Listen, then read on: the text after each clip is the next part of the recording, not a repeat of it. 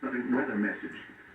The National Weather Service in Cleveland has issued a severe thunderstorm warning for Portage County in northeastern Ohio, Geauga County in northeastern Ohio, Medina County in northeastern Ohio, Cuyahoga County in northeastern Ohio, Lake County in northeastern Ohio, Summit County in northeastern Ohio, Lorain County until 8:15 p.m. Eastern Daylight Time.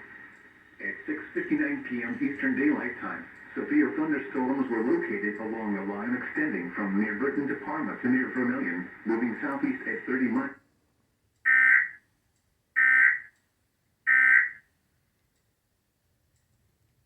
To the Danube.